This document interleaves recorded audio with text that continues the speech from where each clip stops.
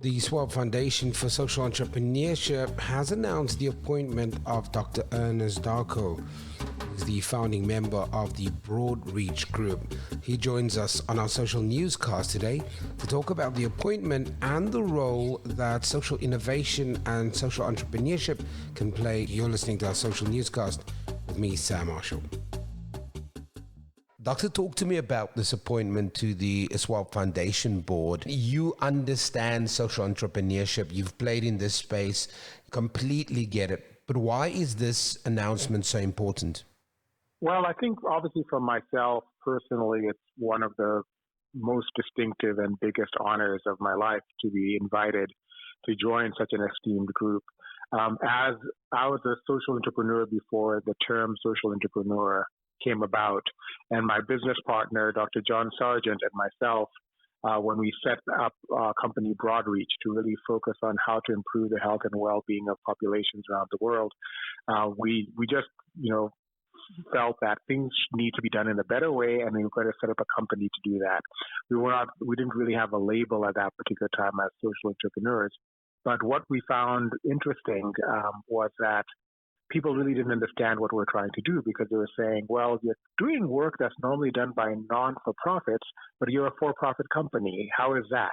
And in fact, some people looked at us with a lot of suspicion. So for me, the announcement is really significant because it really gives validation to the fact that we do need market-based models to solve some of these grand challenges of the world.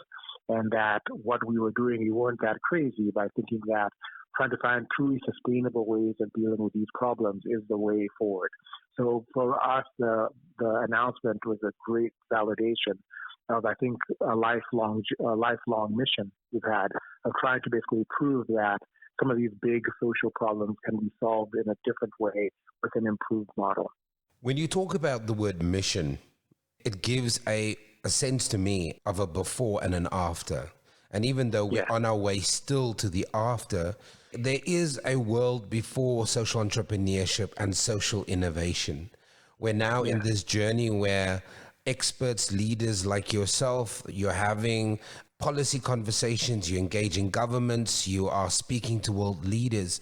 Are you happy as a leader in terms of where the conversation is right now about the role that social entrepreneurship and social innovation can play, especially because we now know, and we've known for a while, that governments don't have a silver bullet. They don't have all the answers. Yes, I would say I am, let me put it this way, I'm a lot happier with where the conversation is compared to where it was in the past. As I mentioned in the past, I don't think they even understood what social entrepreneurial was, and we didn't have a voice, and we did not have a seat at the table, to even opine on some of these things. Now, at least, I think there's quite strong acknowledgement, and there's recognition that the social entrepreneurial model may have something big to offer, that they could really be one of the most significant partners to governments in particular who are trying to solve some of these large social challenges. And so I'm definitely happier with the fact that there's the engagement.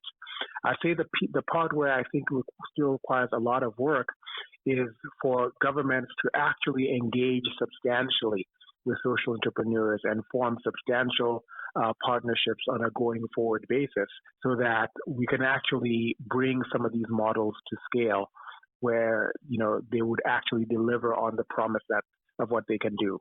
I think at the moment you find still a lot of pilot scale initiatives.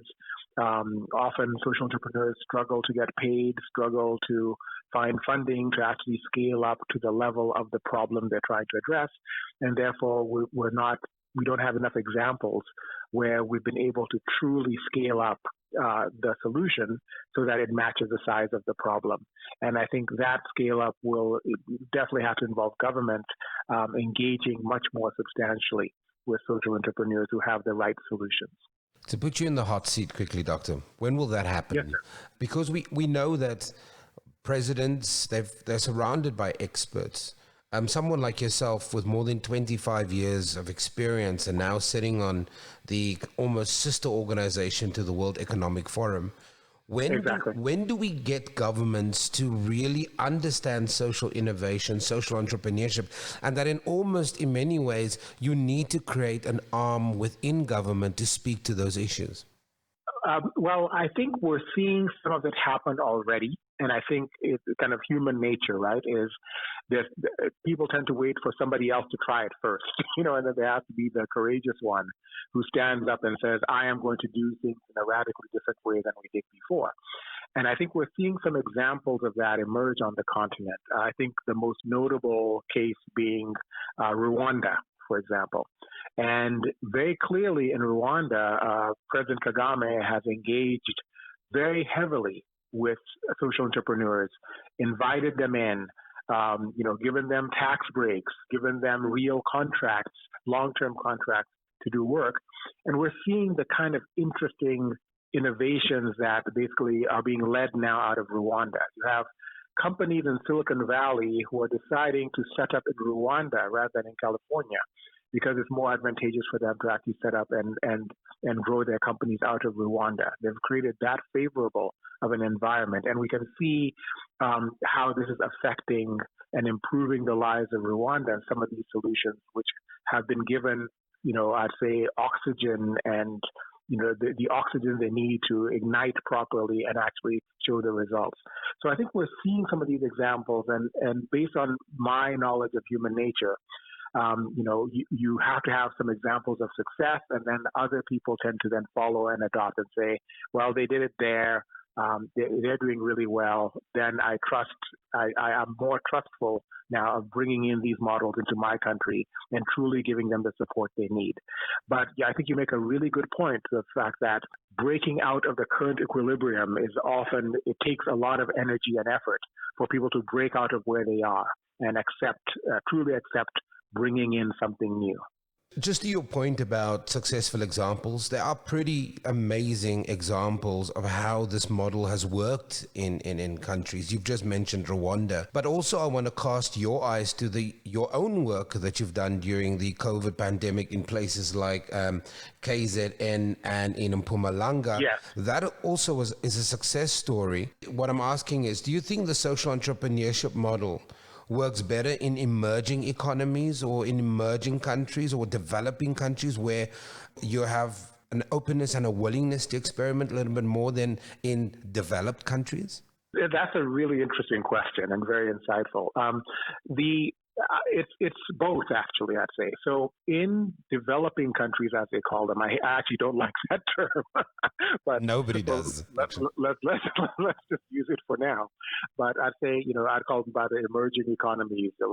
In emerging economies, I think what you find is we're more of a blank slate, right?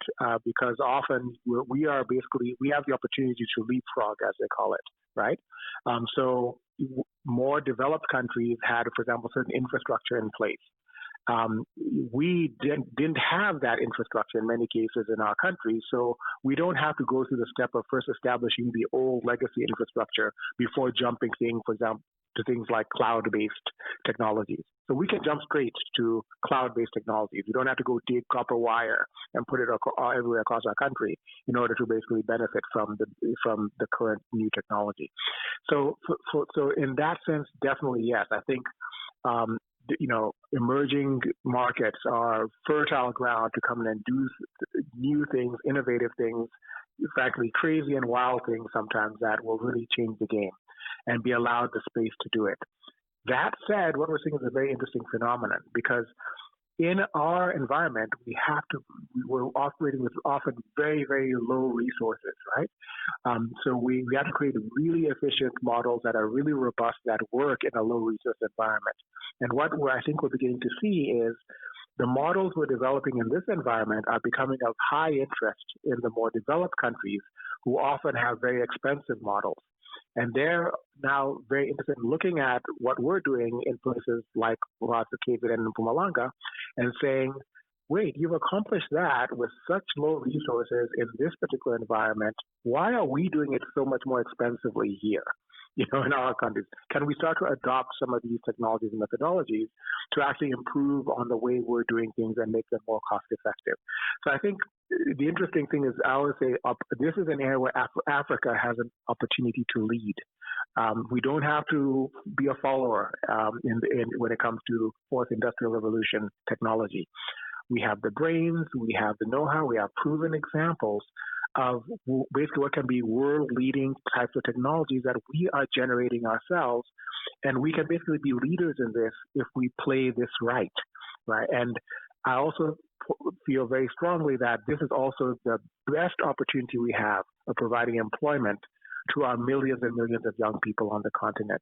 So we should be very careful in terms of how we approach it from a policy perspective, so that we do not cut our legs off at the knees and stop ourselves from capitalizing on this opportunity and having other countries benefit yet again, where we then are only a consumer.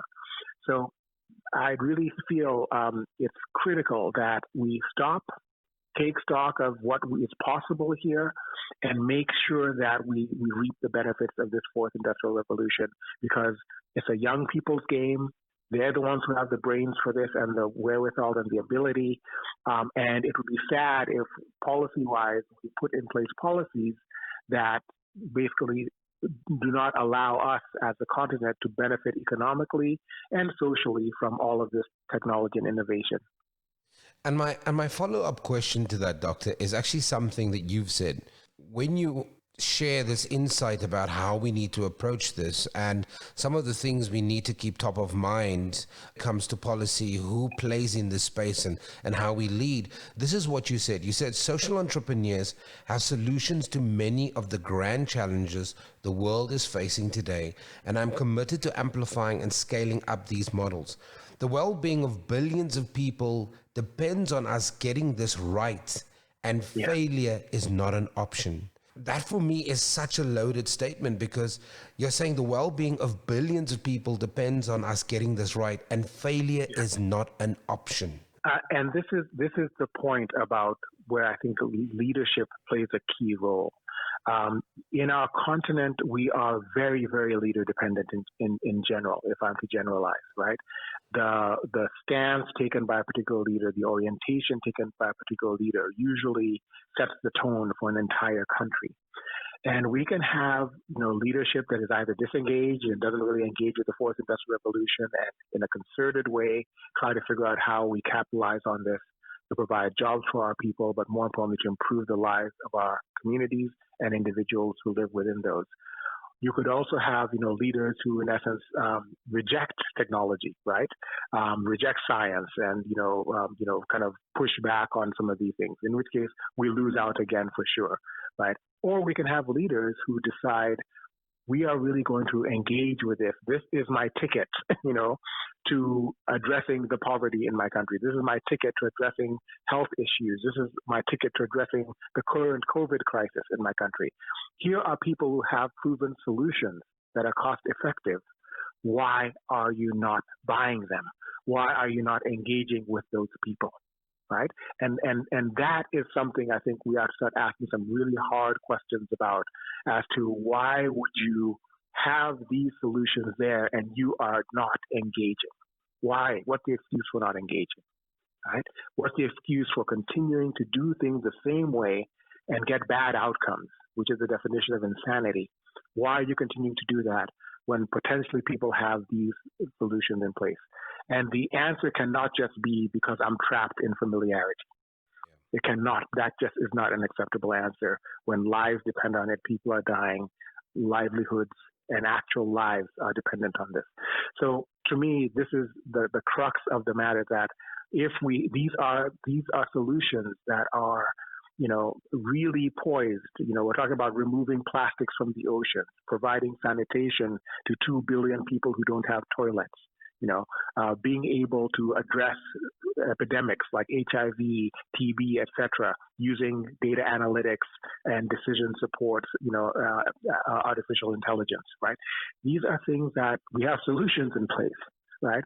It just requires people to have the courage to engage and scale these out. It won't be easy still. I won't say this is like a magic bullet where you start it today and in 12 months everything is solved, but it certainly can make big dents against these problems at an 80-90% level, which is game-changing and much better than a lot of the things that we've been doing so far.